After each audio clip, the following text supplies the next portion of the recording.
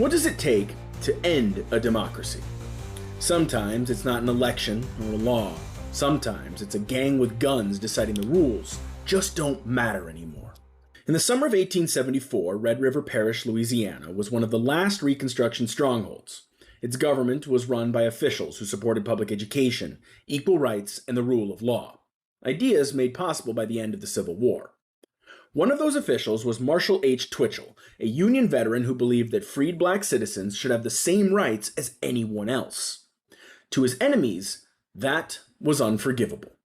That made him a target for the White League, an openly white supremacist paramilitary group of Confederate conservative veterans.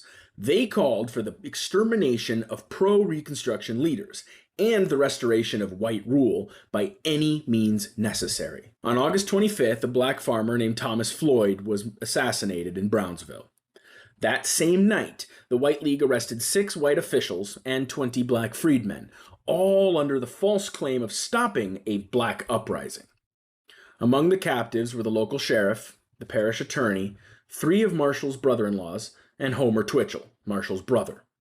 Marshall Twitchel himself was in New Orleans at a party convention. Within 2 days, hundreds of armed men had flooded into the parish seat of Coushatta. The captives were held for days, and under the guise of a false hearing, forced to sign statements promising to leave Louisiana forever. They were loaded into wagons for safe passage toward Texas. They never made it. Somewhere along that road, the White League executed all 6, shooting, stabbing, and in some cases torturing them.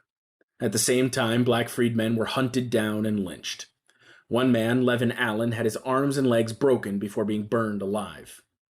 The massacre destroyed Reconstruction-era control in the Red River Parish. Weeks later, the White League staged an armed uprising in New Orleans, seizing City Hall and the State House, before federal troops could arrive and try to restore order. But it was too late. The local government collapsed.